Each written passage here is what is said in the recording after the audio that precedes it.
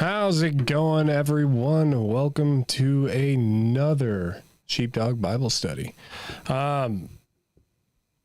This week we got a really good show. I'm really excited about it. Instead of going strictly biblical, we're going to be looking at a poem, one of my favorite poems, and something that really hits hard and is meaningful to me. Is the Hound of Heaven. I don't know if you guys are familiar with it, but if you guys stick around, we're going to go through it. We're going to have, I'm going to read maybe parts of it, but I have a new reading of it from Jonathan Roumie, Roumie. I don't know if I'm pronouncing that right, but he is the famous actor playing Jesus in the New Testament TV series about the life of Jesus. He does a really good job. So instead of reading the whole poem and you guys having to listen to me, hopefully this is going to be a little bit better. But if not, I'll be reading it. Today we have my dad, Dave Durham, back on the podcast for another round. So how you doing, Dad? Good. How are you? Good. How was your week? Oh, busy. Lot going on. Yeah. So just working hard, trying to get a bunch of things done at work. So, no, it was good. We went and saw your brother. We went and saw a play that three of your nephew and two of your nieces are in up in Waterboro, so that was fun. And then we always swing by the house, get a bunch of eggs from Rebecca, and had dinner, and then came home. So that was good. I think your brother's watching these podcasts, so that's very good. Is it? That's pretty cool. I think your older brother. Yeah, I don't think he knows we know that. But let's see. Let's see if he says something after watching this one. Huh? Well, I don't know if he knows that it's live or not, but you can always jump in on the comment section, and everyone's welcome to do that. It's always nice seeing a shout out and letting us know you guys are here. I know we have some concurrent viewers that tune in every week, and I really appreciate it. We do our best to try to do it at the same time every week, but it doesn't always work out. It's a lot to set up and operate these streams, but I always appreciate it. But that's cool. I hope to have him on one day. That'd be a lot of fun. Yeah, it would. He's pretty knowledgeable. He spends a lot of time in the Word, a lot of time studying, and loves those theological issues. And so it would be fun to have him on. Yeah. How was your week? My week was good. A lot of, I kind of live in babyland. I got 3 kids under 3. So, and I watch my wife's sister's kid, the family cousin, and I watch him every day. And so it's 4 kids at home every day, all under the age of 3. So kind of living in baby world until fire season kicks off. But you spend a lot of time outside now. Is it warm enough? Yeah, it is. Yesterday we were able to get outside, but with the 4 kids, it's like, man, 4 kids outside. It's a lot. It's a lot of running around. Herding cats. They all go making sure somebody doesn't crawl under the fence and get out on the road. Yeah, they all go in separate directions if you put them outside. So. Do they? Oh yeah. They're like getting away from each other. No, they just all separate and run different directions, and you're like, yeah. Definitely more kids than there are hands, so. Oh, definitely. Yeah. Well, now you know what our life was like, huh? Oh yeah. Well, I did live it, so. You did live it. I did live it. Perspective. Yeah. Yeah. That's funny. Yeah. So it's all fun. Well, if you want to get into it, we can just get into it. Yeah, let's do it. I love this poem. It's a favorite of mine as well, as you know. Yeah, and let me know if you ever want me to pause it and we can go over it. I have a PowerPoint that goes over what is said line by line, so we can stop it at any time. Definitely when someone reads it, it definitely goes pretty quick, as these poems do. And it's a fairly long poem, but and for the sake of getting a content or a strike on our channel, we need to stop it periodically, so we're not just putting out someone else's content and hopefully put some nuance to it and make new content out of it, and then we won't get any what is that called, not content strikes. Do you want to talk about the author first, or you want to listen to it first? Yeah, let's talk about him first. Let's get into it. I think, yeah, let's get into it first. Do you want to go over his life? Yeah, from what I know, and I went back and pulled up a couple of dates before we started here. So he was born in 1859. He died in 1907 at age 47. His dad was a doctor and who wanted him. He went to college, a Catholic college. He was born in Lancashire, I want to say. I think I'm saying that right. And went off to school at 11. So I think that speaks to his intelligence. And then tried to become a priest. And then it went off to medical college, was in medical college by the time he was 18. I think it was 18. And he did 8 years, really didn't apply himself, availed himself of the drugs in the cabinet and became addicted to opium. And when he dropped out, he went to the streets of London. He was trying to make a living as writing poetry, and was living on the streets. So he was homeless. And if my memory serves me correctly, he was sending poems in. He was taken in by a prostitute. And either he did it or she did it, sent his poem in to a magazine or a weekly newspaper, and they published it and didn't know who wrote it and couldn't find him. And then I think he found out about it a year or so later and went in, and finally they identified him as the author. And I think the prostitute just disappeared, but he said that she was his savior, that she saved him and from death. And so the couple that took him in, the wife was the publisher of this magazine, took him in, and she was a poet laureate in her own right. And Christians, at some point he was Catholic, they were Catholic, but at some point he was a very serious Christian. And they put him into the hospital and started to clean him up. And he was fighting all those opium demons from that late Victorian age that are so notorious, in the movies, the opium dens and whatnot. But I think he beat it, and he died of tuberculosis. But I do remember reading that he basically starved to death in the hospital because his body was just so destroyed by drug use.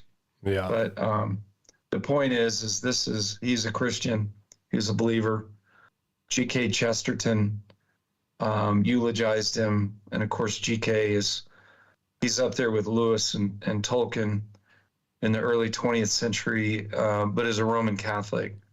And he's a character, man. If you ever read any of his stuff or, just his quotes, he had a really great style and a way of just laying it out from a Roman Catholic perspective, more from a Roman Catholic perspective. But I think he said something along the lines that Francis Thompson was the greatest poetic voice since somebody, Byron or something. And so, and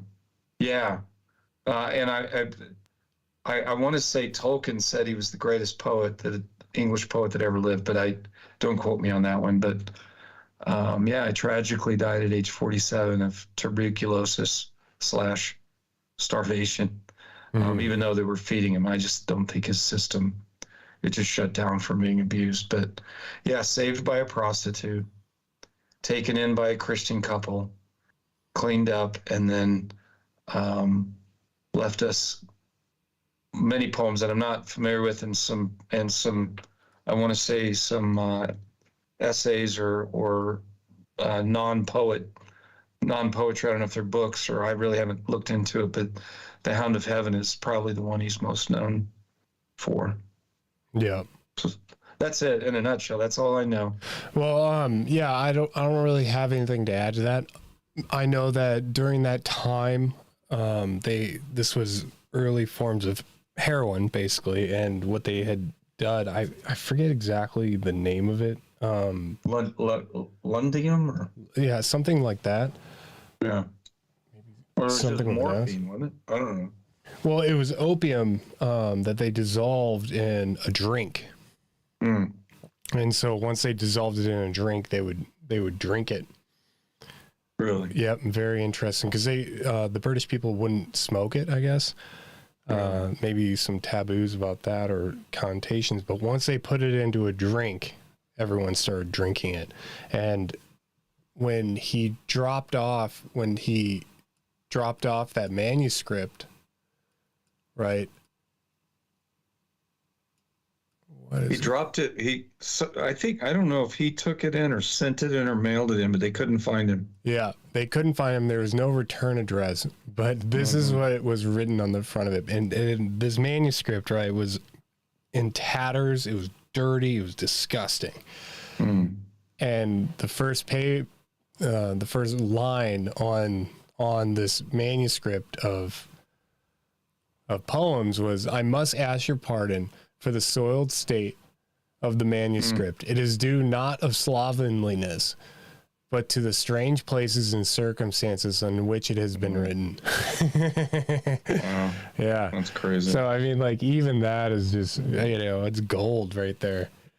Right. It's such a beautiful thing. But, and we'll get into it and start breaking this down, but not only the nature of the poem Hound of Heaven, but also the way and the story behind it in which it comes out. I think you can learn a lot from that. And I think that one reason why it hit me, first you hear about, or you learn about this poem, and it has definitely biblical and spiritual meaning that you can derive from it. And then you go on and learn about the person who wrote it, and you're like, wow. Yeah. Right. So, and I hope you guys enjoy it as much as I do. I'm going to try to line up the audio and try to keep up with my slides. So hang in there, and we might have to change if it doesn't work out, but let's get into it. You want to pray before we start? Yeah, let's do it. Yep. Father, what we know not, teach us. What we have not, give us. What we are not, make us.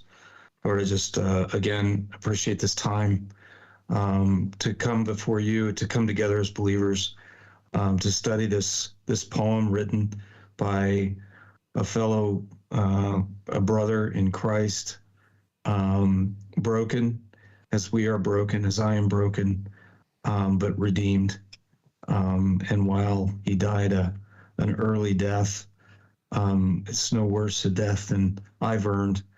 And so we just, we come to you with this spirit of grace, asking for grace, and just reveal your name and your glory in the life of the poet in your name. Amen. Amen.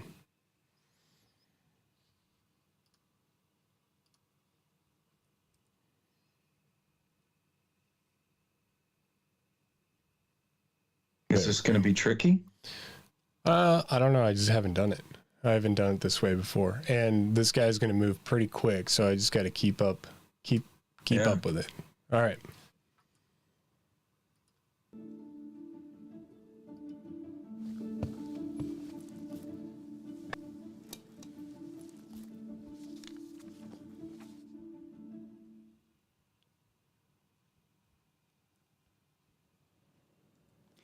The Hound of Heaven by Francis Thompson. I fled him down the nights and down the days. I fled him down the arches of the years. I fled him down the labyrinthine ways of my own mind, and in the mist of tears I hid from him, and under running laughter up vista'd hopes I sped, and shot precipitated adown titanic glooms of chasmid fears from those strong feet that followed after, but with unhurrying chase and unperturbed pace, deliberate speed, majestic instancy, they beat, and a voice beat more instant than the feet. All things betray thee who betrayest me. I pleaded outlaw-wise, by many a hearted casement curtained red, trellised with intertwining charities, for though I knew his love who followed, yet was I sore adread, lest having him I must have naught beside. But if one little casement parted wide, the gust of his approach would clash it to. Fear wist not to evade, as love wist to pursue. Across the margent of the world I fled, and troubled the gold gateways of the stars, smiting for shelter on their clanged bars, fretted to dulcet jars, and silvern chatter the pale ports of the moon. I said to dawn, be sudden, to eve, be soon, with thy vague veil about me, lest he see. I tempted all his servitors, but to find my own betrayal in their constancy, in faith to him their fickleness to me, their traitorous trueness, and their loyal deceit. To all swift things for swiftness did I sue, clung to the whistling mane of every wind. But whether they swept smoothly fleet the long savannas of the blue, or... All right, let's stop right there for a second. Mm. So for me, what this describes, right, is that, you know, it's not only the state of this man, right, and his fallenness, but it is also the story of each individual. It's the lost sheep out of the herd, right? Absolutely. It's my story, right? It's all of our stories. Right. You know, I remember I was talking to your sister once in Kansas, and Saint Deborah. Saint Deborah, the blessed, the blessed Saint Deborah. She hates it when I call her that. And I remember, you know, she has a young one, Caleb. Mm-hmm. And we were sitting there talking, and Caleb ran out into the street and took off and made it like half a block. Man, that kid can run. She, as mothers do, just sheer panic. 1 to 1,000. Just bolted after him. Just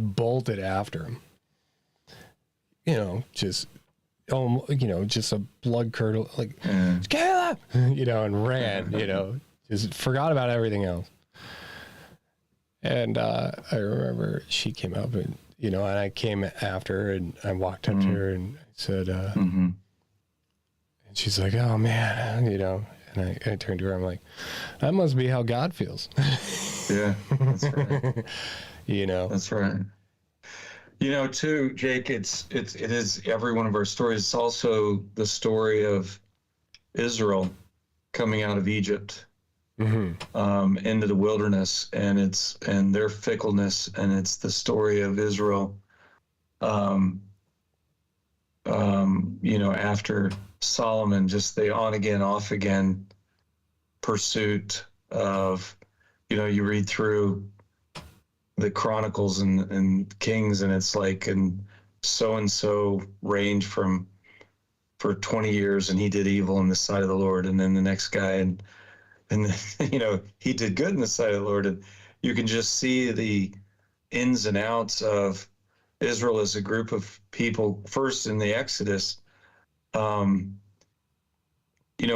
everybody came out of Egypt. Everybody was called out of Egypt. Everybody passed through the water, crossing the Red Sea, but not everybody believed when it came time to go into and take the land. The 12 spies that went in, Caleb being one of them, 2 were faithful and said, we can do this. The 10 said they didn't. And then because of that unbelief, they spent the next 40 years wandering around and until they'd all died off. And that's, there's a story right there is even though we're believers, quote unquote, even though we're Christians, baptized Christians, do we believe that God is going to see us through, and then just the falling into pagan worship, pagan thinking of Israel, after the kingdom split in 2, and that's our story, and that's this story. But it was God's faithfulness that pursued. It was God that pulled them out of Egypt. It was God that saw them into the promised land, and it's God that hunts us down and says, I made a covenant with you, and I'm going to see it through. Well, the interesting part, right? The interesting part, and one reason that this struck me is because I found, and a fear that not only that I found it within myself, but I realize everyone has this fear, right? If we go back, right, in the poem, and it says, lest having him I must have not beside, but if one little casement parted wide, the gust of his approach would clash it to. Fierce wist not to evade, as love wist to pursue. Across the margin of the world I fled. And then he goes on to say, from this tremendous lover, right? And people might not understand this, but one of the reluctancies to becoming a Christian, not only our will and a lot of the arguments that you may have heard, but to try to understand what heaven is going to be like. And this is what this poem did. Heaven, in any sense from what we're used to, heaven is, if we're not prepared for it, or we're not sanctified or ready for it, it would be so uncomfortable.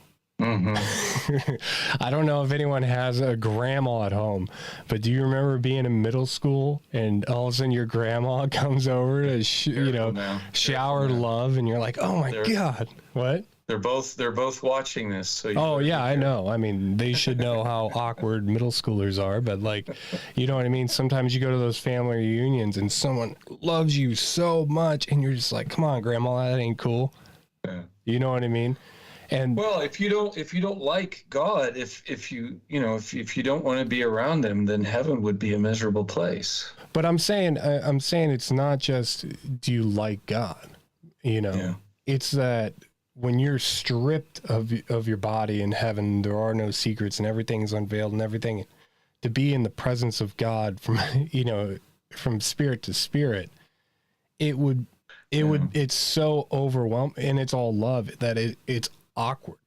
And I think a lot what you see consistency through this poem is you see this, he uses words as if like a lover, like you're being chased by someone that just wants, and he even relates it to making love to you, right? It's like so invasive, so strong, such a pure love that he's terrified of it, and I think he has a great understanding of what God's love is like.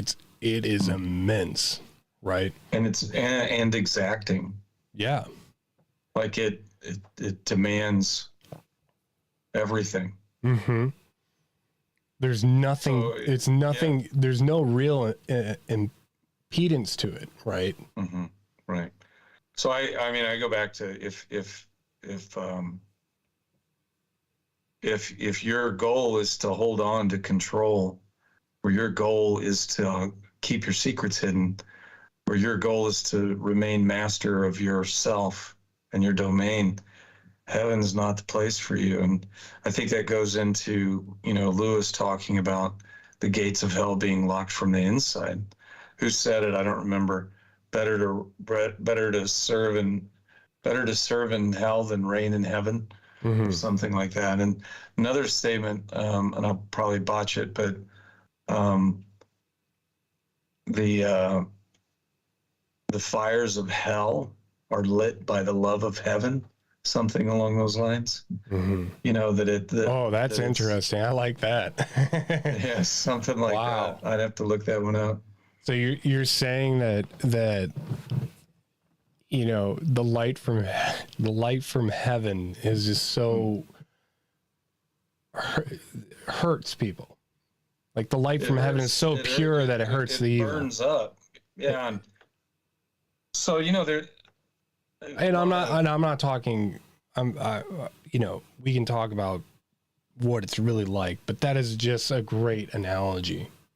That's a great way to put it. Is it true that God is not present in hell? Or is it that? And I don't know the answer, because I think there's allusions to both. But that the presence of this all-consuming love would absolutely terrorize someone that hated him. Well, which prophet was it? Abraham that caught on fire? No. Which one was it? It was was it Elijah that was taken up and said they put a hot coal to his mouth? Is that what you're talking about? No. I think it was. I thought it was Abraham, where he was revealed. God's presence was revealed to him for a second, and his cloak caught on fire.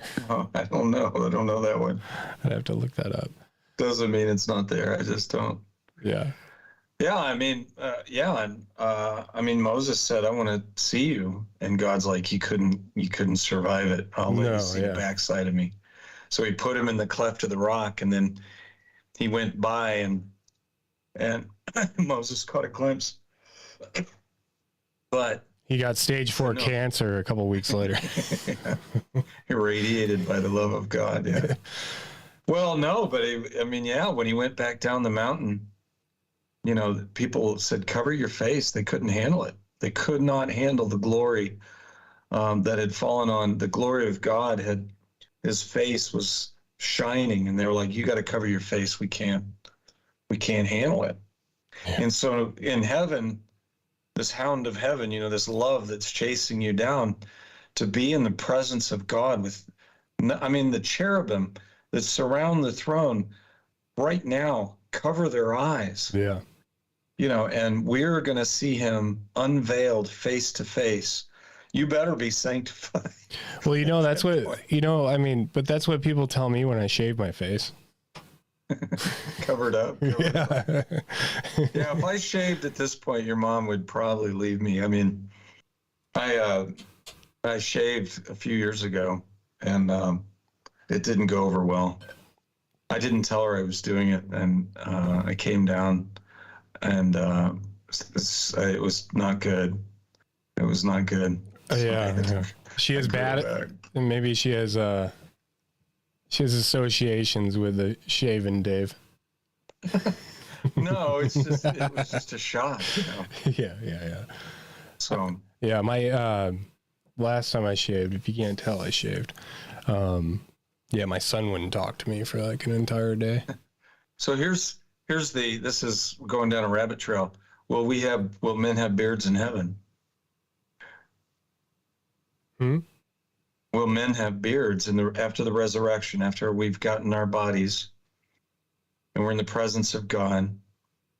Will we have beards?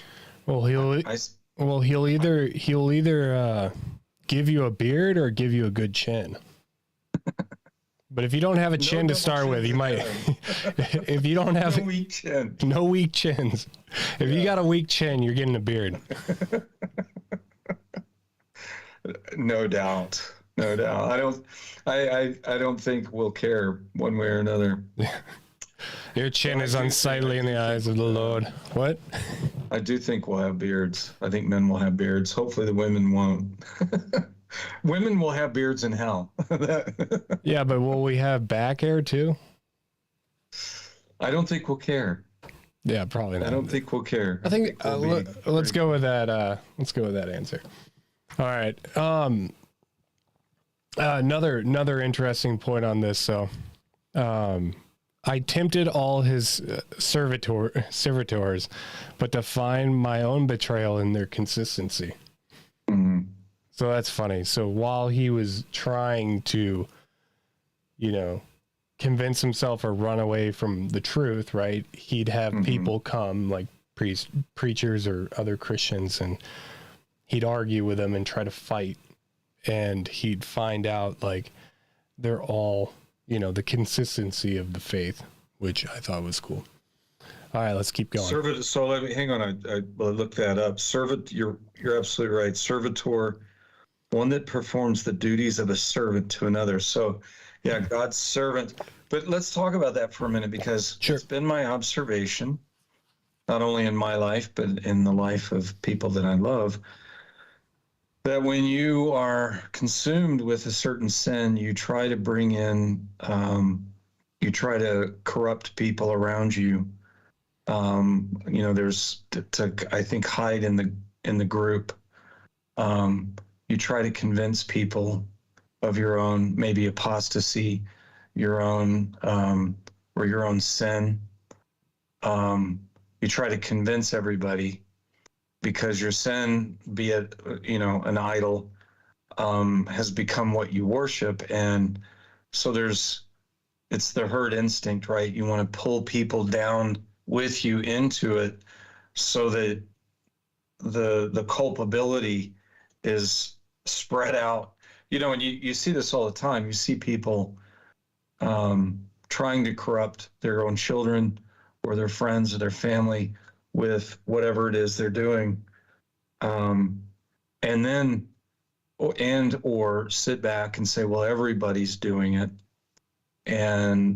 or I'm not as bad as, fill in the blank. And you don't know. You can see it right here. He's trying to corrupt people that are following Christ with his own sin.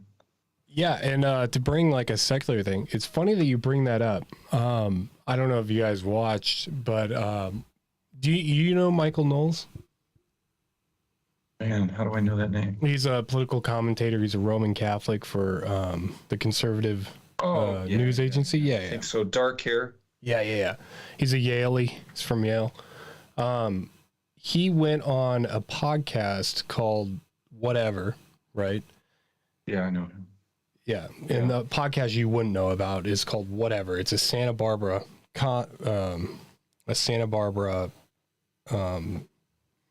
podcast, and it's an IV. Funny enough, when I lived in IV, I actually got pranked by them. Did you really? I got pranked by that podcast back when they first started, because they started as like a prank channel. That wasn't the one I know about. Yeah, no, it was. Oh, geez. Yeah. And so they ended up launching a full-out podcast where they interview these college-age girls and they bring on different hosts and they argue about what they believe in, right? I've seen that. Yeah. You've seen clips of those arguments and stuff like that? Yeah. Well, anyways, it was funny because you see these he's a Catholic, right? Very, very Catholic. And then you have these secular college age women, and they're arguing about different issues. We won't get into that. But something that I noticed, right, is that by the end of it, and the host of the show is a guy too, and so they would argue about these points, and the girls would get all heated at one or the other, or they would end up talking about what they like about him, right? And then at the end of the podcast, they started trashing the host. And he's like, why are you picking on me? And by the beginning of the podcast, they decided they enjoyed talking to Michael Knowles. In the middle of the podcast, they hated him. By the end of the podcast, they were back liking him again. Really? Yeah. And they're like, well, we think all of his ideas are crazy, but at least he's consistent. Right.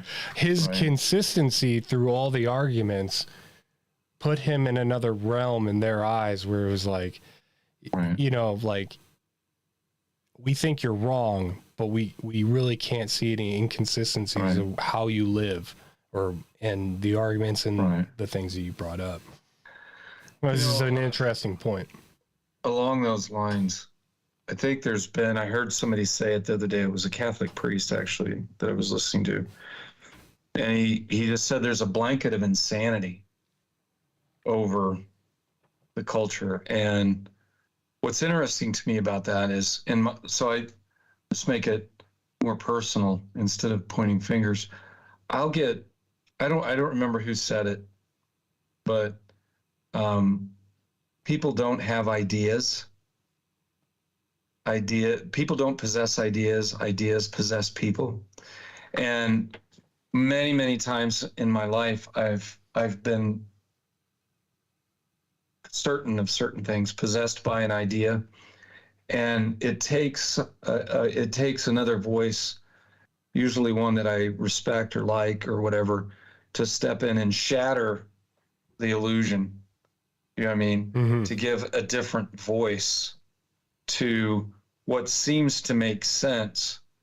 And the thing with what you're talking about with, young college age kids living in Isla Vista, I don't think it's all that hard to shatter their groupthink, because I don't think there's a lot of think there.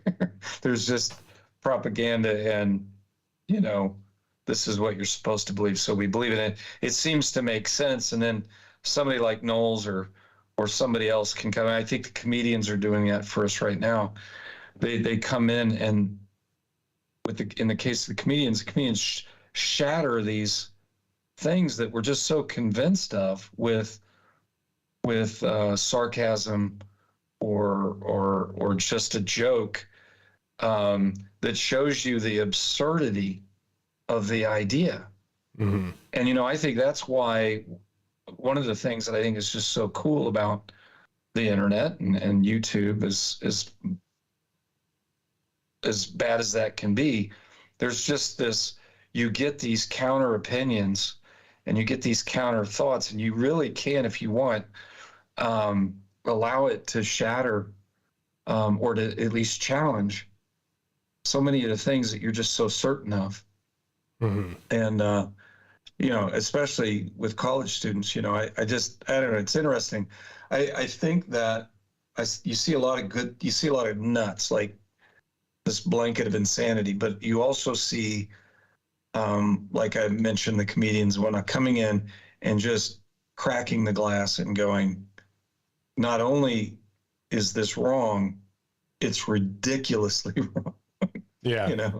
But anyway, and what happens is we tend to isolate ourselves, and then we try to, in our own sin, in our own, like I said, in our own apostasy or heresy, we try to enlist people who are doing quite well, and drag them into the pit that we found ourselves in to justify our own sin. But anyway, that's enough of that.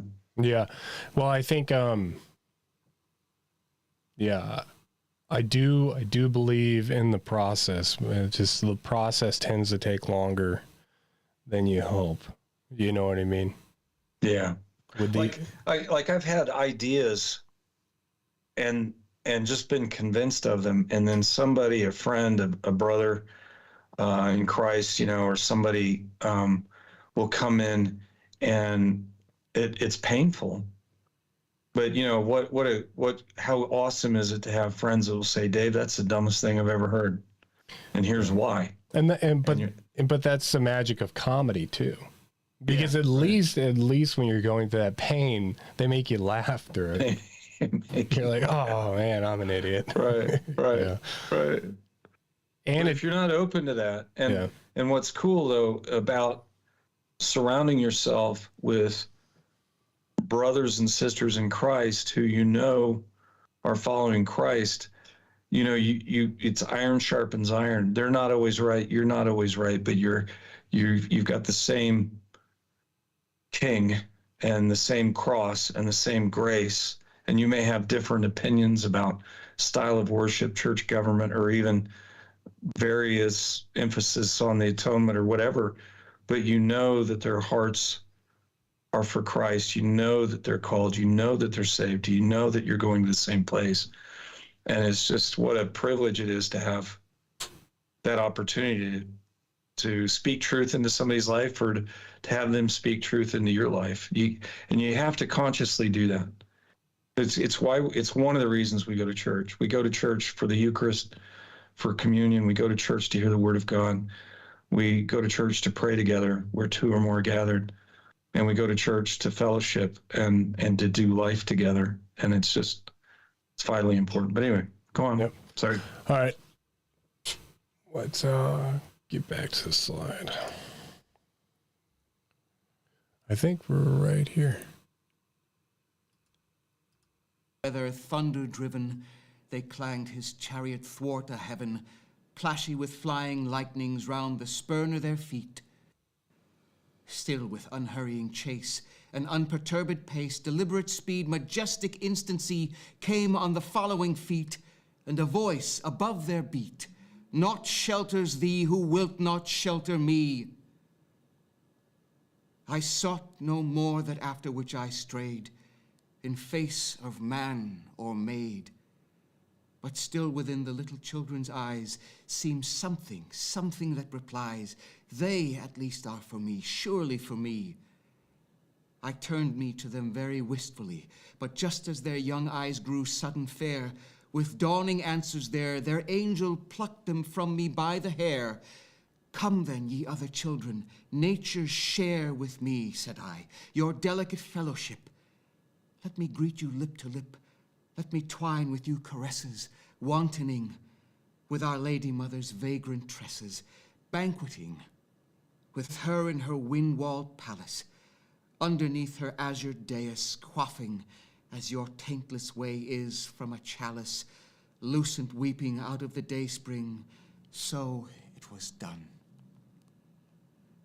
I in their delicate fellowship was one, drew the bolt of nature's secrecies. I knew all the swift importings on the willful face of skies. I knew how the clouds arise, spumid of the wild sea's snortings. All that's born or dies rose and drooped with, made them shapers of mine own moods, or wailful or divine. With them joyed and was bereaven. I was heavy with the even, when she lit her glimmering tapers round the day's dead sanctities. I laughed in the morning's eyes. I triumphed and I saddened with all weather. So let's go back a little bit. I got a little bit off with that, but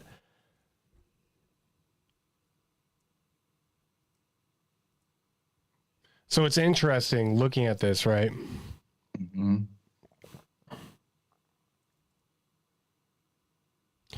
This is something that's amazing. And a voice above their beat, "Not shelters thee who will not shelter me." Right. Right.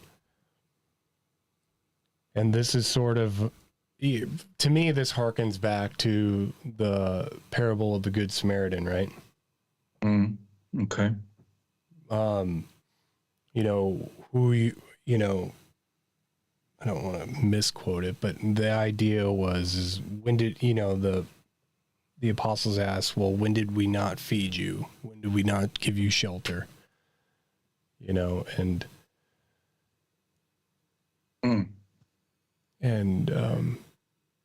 That was Jesus talking about the judgment. Mm-hmm. And he went on the judgment day, when many that cry, "Lord, Lord," and he says, "Depart from me, I never knew you." And he talks about, I was hungry and you didn't feed me. I was homeless, you didn't shelter me. Is that what you're talking about? Yeah, it's sort of the same idea. It's a little different because this is a very personal connection, right? This is between him and God. And so it is a little different. But you're talking about a Christian who's fallen away, a lost sheep. And and he's seeking shelter in things other than God, yeah, in sin. yep. And God's like, no. And he's like, you're not going to find shelter anywhere else until you learn to shelter me. yeah. That, oh man, Or shelter with me, shelter in me, right? And to find your peace in that love that you were talking about earlier, to find your comfort and your peace in that consuming fire. But we are looking, it does say not shelters thee, who will not shelter me. Yeah. So I mean, if you think about, Let me in your heart. yeah, think about an opium den. You're not going to find any shelter in that opium den because I'm not tolerating that crap. God's like, yeah. Is that ironic that they're called shelters?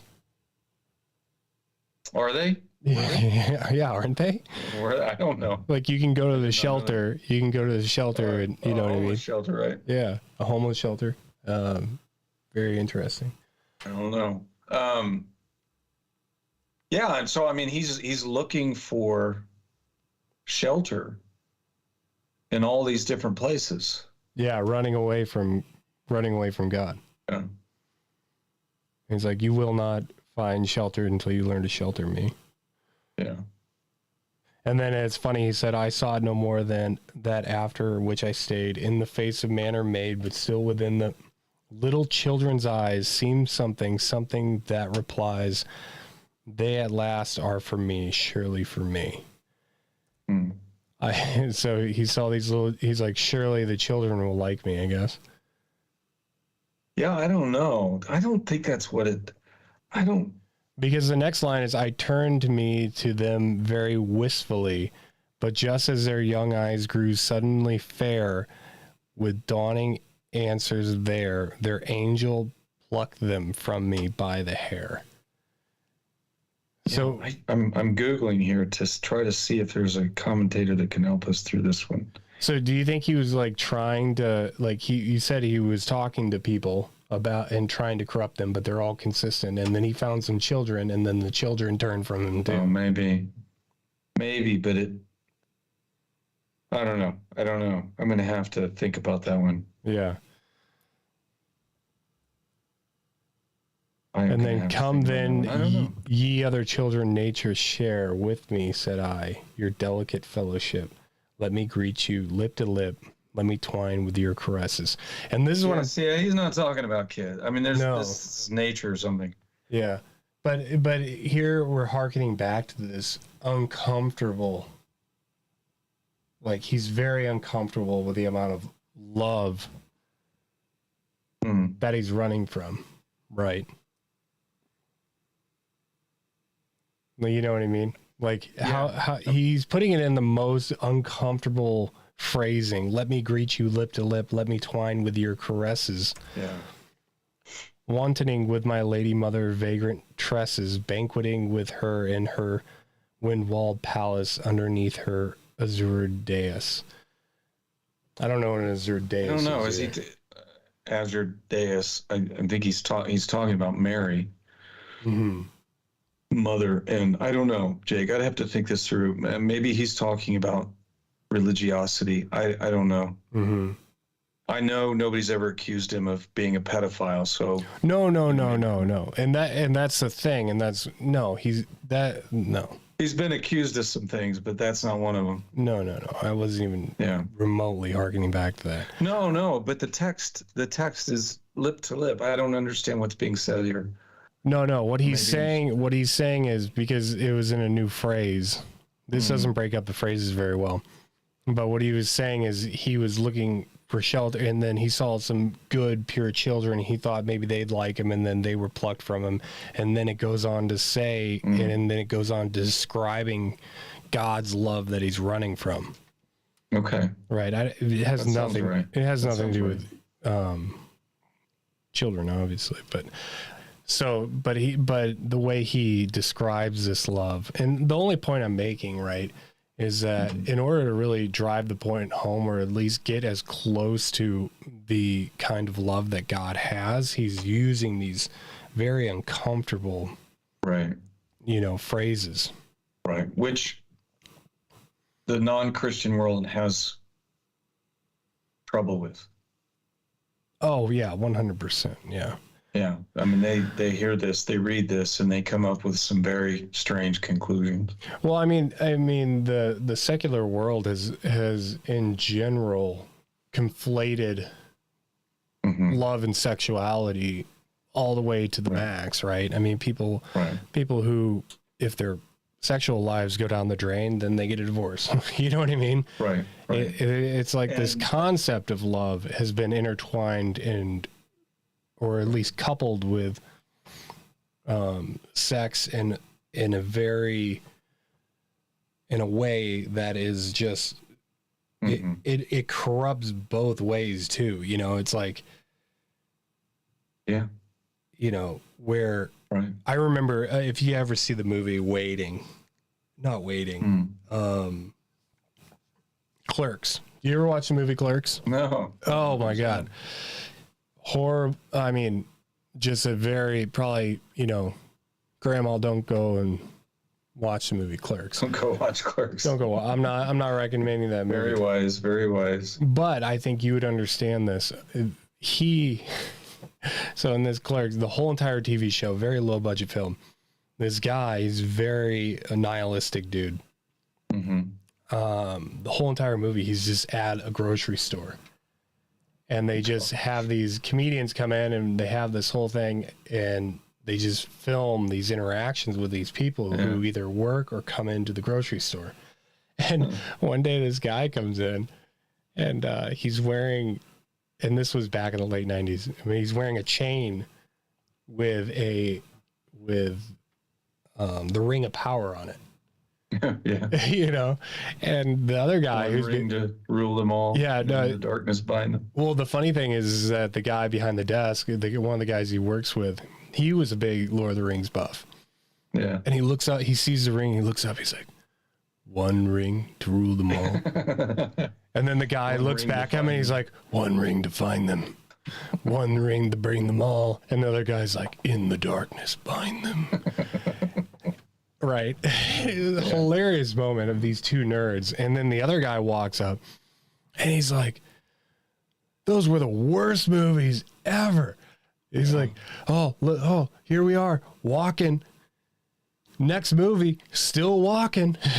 And he's like, I was waiting the whole time for, and I'll put it in lighter terms than he put it, but I was waiting for Sam Gam and Froho to start making out. Oh, jeez. Well, okay. Do you really want to go down this rabbit trail? Well, no, but that's the point I'm saying, is that when we have this problem, everything's gay, right? Everything's gay. And so there is no love between friends. Right. And that's what that guy was not understanding. Like, I've even heard people write things about John. Or Apostle John, like, he loved what does it mean by John the Beloved? Right. Or David's best friend, Jonathan. Yeah. King David and Jonathan. What pops into my head is, if your only tool is a hammer, then everything looks like a nail, right? Mm-hmm. But again, there's where an idol becomes the lens through which you see everything. Yeah. And which is why you have to replace all those idols, whether it's that or many things that I'm guilty of. You have to replace it with the lens. Lewis said, I believe Christianity, not only because I can see it, I'll botch this again, but I believe it because by it I see everything else. Or like I believe in Christianity like I believe in the sun, not because I can see it, not only see it, but because by it I see everything else. And when you replace that, God ordained, God designed, God created way of seeing the world with an idol of whatever stripe, then it corrupts how you see everything. We heard this morning in church. Nature is an icon, and icons, you see through the icons to the glory of God. An idol, you can't see anything but the idol, right? So it's kind of. Have you ever read Lewis's Four Loves? We should do a study on that. I've got it around here somewhere. Yeah, I have. I'm working through a Lewis book that is just a complete collection of his works, essays, yeah. of his essays alone. So even the short ones that didn't get put into into books, yeah. And like letters to Malcolm and those, and and he gets on every topic you can imagine. Very interesting.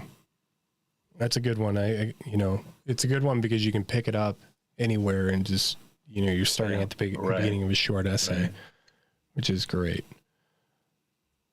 Okay, where are we? But you understand what I'm saying?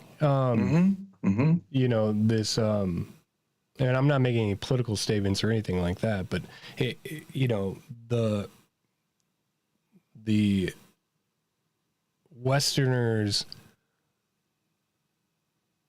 mind has been warped, right? And I always think like words are so powerful, right? In Nazi Germany, we see that Hitler and a bunch of other dictators have done this, but have went into the dictionaries and taken out words, right? Or changed the meaning. Right? Right. And which is what most heresies do, right? They change the meaning to fit their particular heresy instead of just sticking with what it was saying. Yeah. And when you really think about that, something that really strikes me, because you go and read old books, right? Like Lord of the Rings or even any old book pre-1980s, right? You see them use the word gay or gaiety. Right. And it's just like, and now we don't use that word in the proper meaning. And I wonder if the American male the straight American male has shined away from identifying as an emotion of gaiety. It's called happy. Let's just call it happy. Yeah, right? Like we just call it happy. But happy and gaiety have always throughout time been a different feeling. Right. And I wonder if that was sort of stolen. It's like a goofy, happy, joyous, right? And it's like, I wonder if that has been stolen in a sense. Well, intentionally, and I mean, words structure our thinking. So if you can change the meaning of a word, you can change the way people think. Maybe a physical example of that would be the rainbow. Rainbow was given, after the flood, as a promise from God that he would never destroy the earth again with water, right? And that's been turned into something that is an affront to God. And it's a corruption of what was intended. And it's, so anyway. Very the world we live in.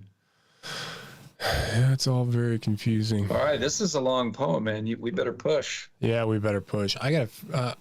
I'll try to line it up the best I can, but we have the audio. You're doing all right. I'm off, and I'm trying to figure out where we are. The day's dead sanctities. I laughed in the morning's eyes. I triumphed and I saddened with all weather. Heaven and I wept together. And its sweet tears were fraught with mortal mine. Against the red throb of its sunset heart, I laid my own to beat and share commingling heat. But not by that was eased my human smart. In vain my tears were wet on heaven's grey cheek. For we know not what each other says. These things and I, in sound I speak, their sound is but their stir. They speak by silences. Nature, poor stepdame, cannot slake my truth. Let her, if she would owe me, Drop yon blue bosom, veil of sky, and show me the breasts o' her tenderness. Never did any milk of hers once bless my thirsting mouth. Nigh and nigh draws the chase, with unperturbed pace, deliberate speed, majestic instancy, and past those noised feet a voice comes yet more fleet. Lo, naught contents thee who contents not me. Naked I wait thy love's uplifted stroke. My harness piece by piece thou hast hewn from me and smitten me to my knee. I am defenseless, utterly. I slept methinks and woke, and slowly gazing find me stripped in sleep. In the rash lusty head of my young powers I shook the pillaring hours and pulled my life upon me, grimed with smears. I stand amid the dust of the mounded years. My mangled youth lies dead beneath the heap. My days have crackled and gone up in smoke, have puffed and burst as sun starts on a stream. Yea, faileth now even dream the dreamer, and the lute the lutanist, even the linked fantasies in whose blossomy twist I swung the earth a trinket at my wrist, are yielding, cords of all too weak account for earth with heavy griefs so overplussed. Ah, is thy love indeed a weed, albeit an amaranthine weed, suffering no flowers except its own to mount? Ah, must, designer infinite, ah, must thou char the wood ere thou canst limn with it? My freshness spent its wavering shower i' the dust, and now my heart is as a broken fount, wherein tear-dripping stagnates, spilt down ever from the dank thoughts that shiver upon the sighful branches of my mind. Such is what is to be. The pulp so bitter, how shall taste the rind? I dimly guess what time in mists confounds, yet ever and anon a trumpet sounds from the hid battlements of eternity.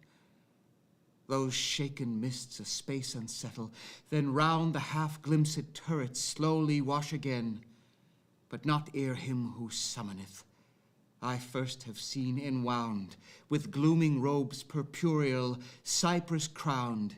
His name I know, and what his trumpet saith, whether man's heart or life it be which yields thee harvest, must thy harvest fields be dunged with rotten death. Now of that long pursuit comes on at hand the bruit. That voice is round me like a bursting sea. And is thy earth so marred, shattered in shard on shard? Lo, all things fly thee, for thou fliest me. Strange, piteous, futile thing. Wherefore should any set thee love apart? Seeing none but I makes much of naught, he said. And human love needs human meriting. How hast thou merited?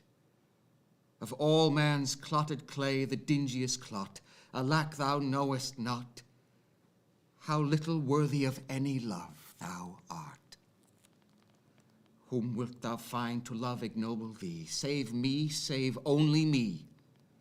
All which I took from thee I did but take, not for thy harms, but just that thou mightst seek it in my arms.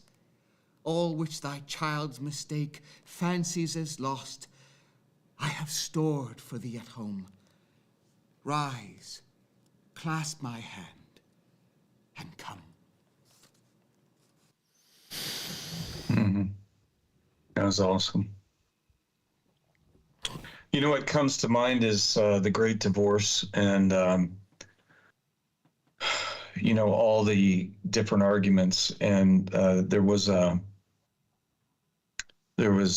lady who was concerned about the way she looked like and was hiding in the bushes, and the angels had to scare her out of her concealment, had to flush her out and get her out into the open.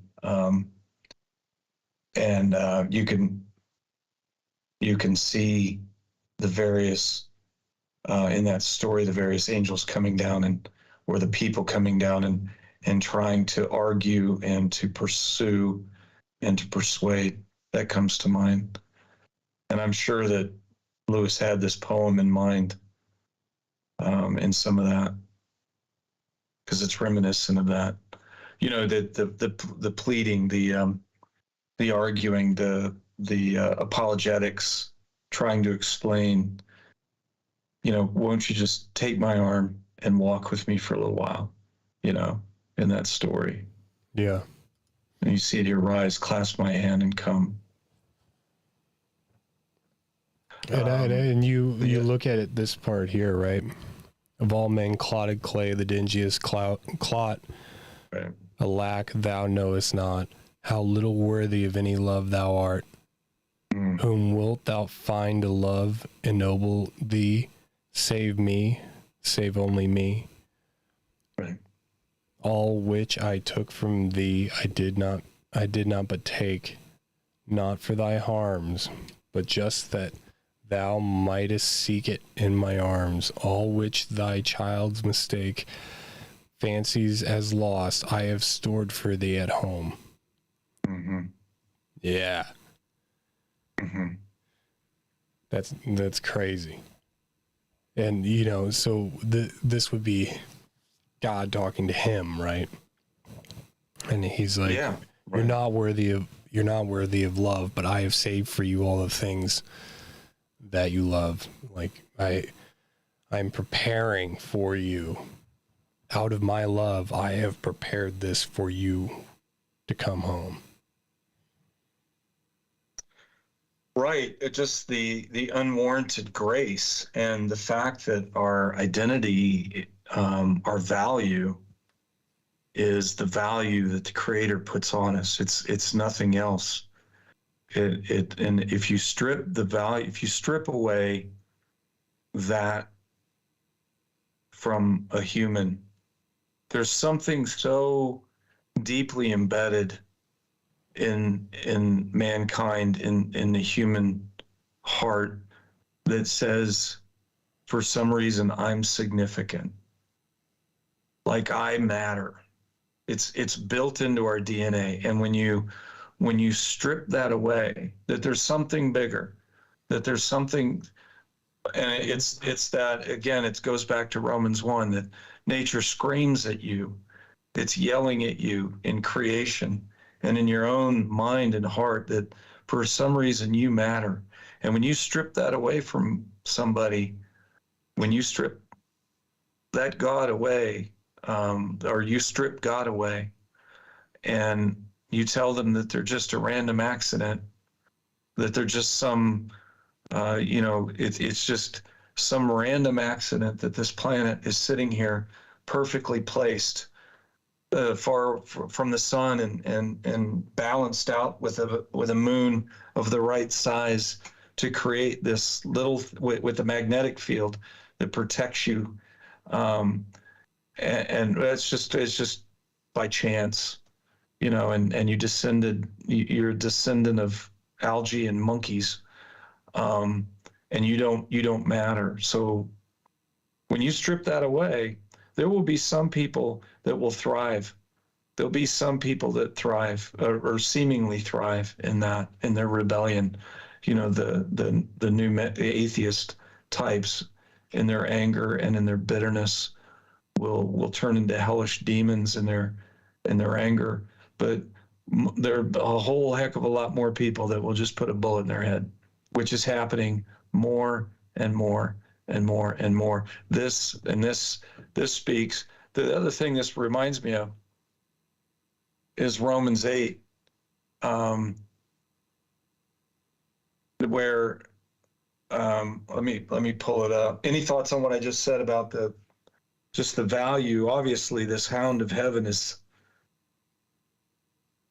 This is where we get our value, and it's innate. We hold these truths to be self-evident, right? Yeah. Well, I think just another point that I'm looking at this, he talks about he's taken the things and taken them home. And I see that the way I interpret that would be, in your wretchedness, you know, you're not worthy, and how art thou not worthy of love? But then the Creator is willing to love you anyways. Right. The person who's at the top of the food chain loves you the most, even though anyone else wouldn't or doesn't, or you're not deserving of it. And he said, and in his love, he said, I have kept the parts of you, and I have and I have saved the parts of you. In your wretchedness, I have pulled the treasure inside of you, and I've kept the things that you feel dear. And through Christ, you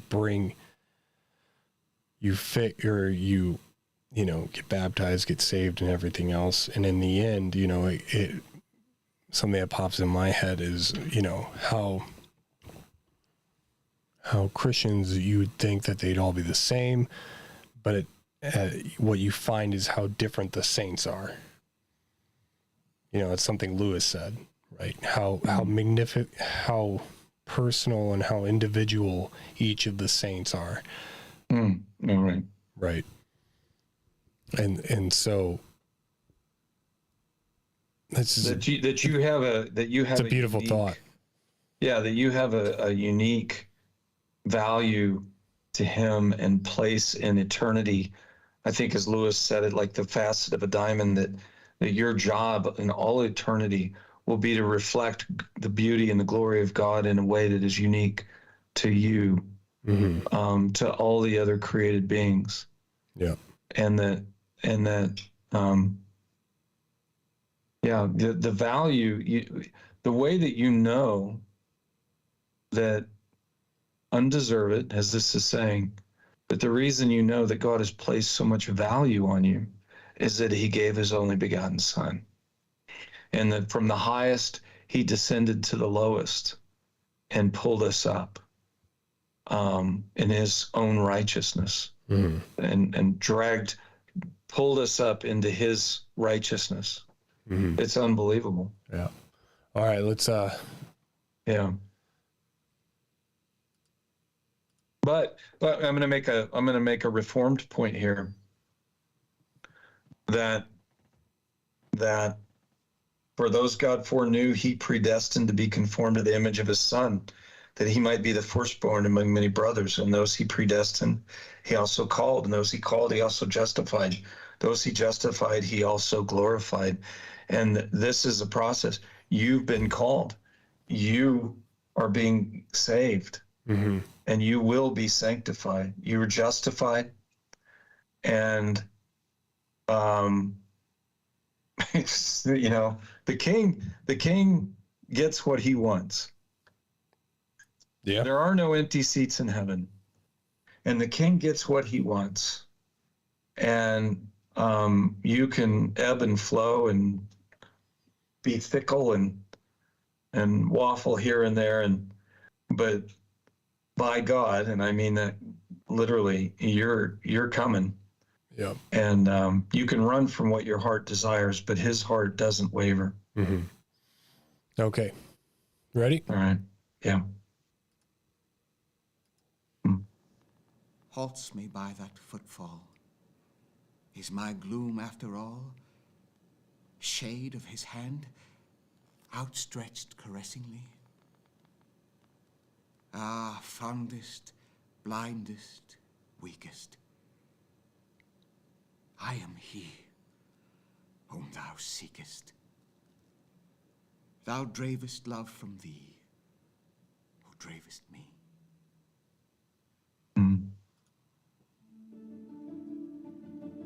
That's a great poem, man. Yeah.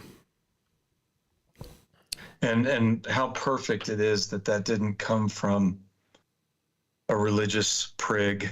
It couldn't have come from a religious prig. But no.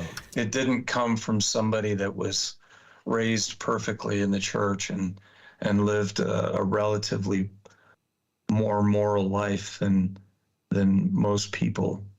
It came from somebody that was given every opportunity, but just screwed it up over and over again to the point of destroying himself. And how beautiful it is that a Christian couple took him in and did everything they could to help him and loved on him.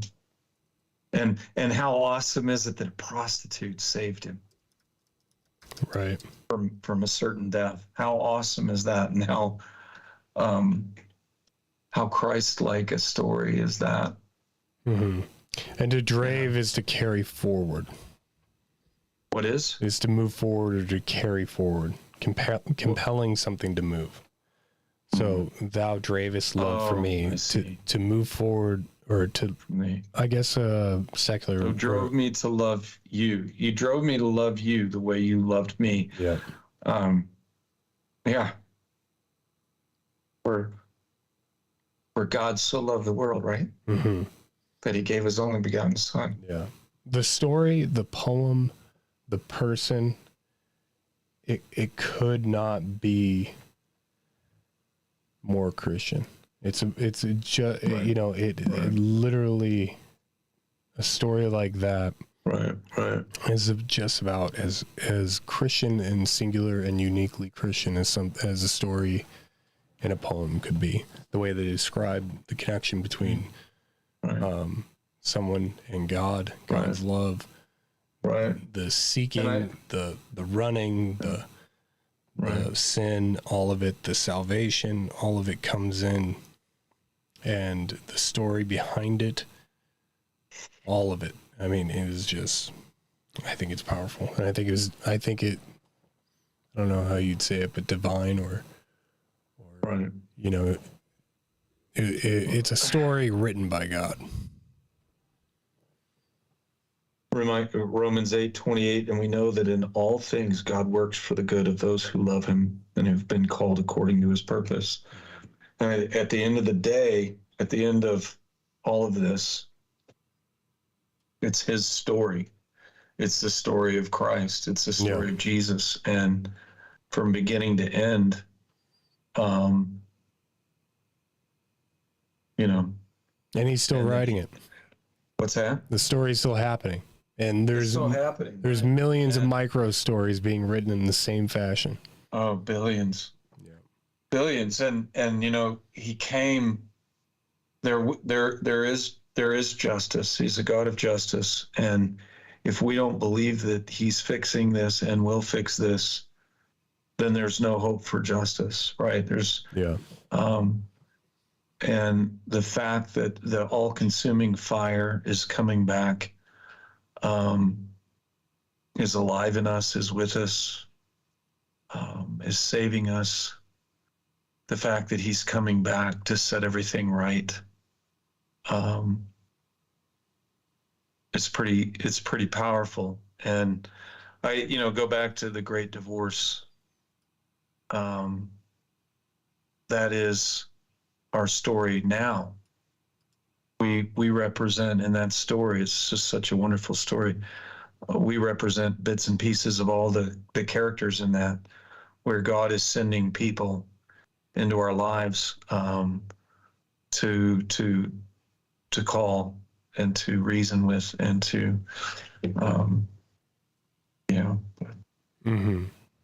It's a great poem, man. It means so. It's meant so much to you, and it's meant so much to me as well. It's what a great. I wish there was a movie. I wish there was an accurate. I don't know if there's any movie about Francis Thompson. There should be. That'd be a fantastic movie. I just don't know that I trust Hollywood to write that script. No, but there's starting to be other things in Hollywood. Yeah. Which is a good sign. Yeah, it's my story. It's everybody's story. Right, and the lover of your soul pursues. It's our hope. It's our greatest hope, also. Yeah. The king gets what he wants, so king gives an order, and it happens. This is not Adam's fall. Adam and Eve's fall we're not in Plan B. Nope. Right, we're not in Plan B. It's not like, oh, daggone it, I didn't plan on that. right? Before the foundation of the world, your name was written in the Lamb's Book of Life, Revelation says, right? And before time began, Christ knew, Jesus knew that he was going to hang on that cross for us. Yeah. And we will spend eternity amazed and marveling at his grace. Yeah. And that's just part of it right here, just this fellowship. All right, man. Well, I think we gotta wrap it up. Enjoyed that. Yep, that was good. I liked it. I enjoyed it. Thank you for coming on. Thank you guys for watching the videos. Thank you for the feedback that I've gotten over the past couple weeks. I appreciate it. Thank you for following. We're at 33 followers now. Super exciting. And, I just couldn't be happier with how it's going and the trajectory that we're heading in. And so, just a thank you for everyone at home. And thank you to my dad for coming on here and appreciating it. I get a lot out of this, and I think this is a good thing. Me too. Hey, do me a favor, would you? Yeah. Give your wife a kiss and your babies a hug. Tell them Grandpa Colonel and Nan love them. Yeah. And we'll see them soon. You might need to call her or text her one of these days and thank her, because she has 3 kids. She has 3 kids while we do these things. So mom talks to her constantly. No, I know they're best friends. Yeah, that's awesome. But I love bless her heart. She definitely thank you, Mackenzie, for making these possible. Definitely wouldn't be able to do it without her. Well, we love her to death. Yeah. So, all right, brother. Peace. Peace out.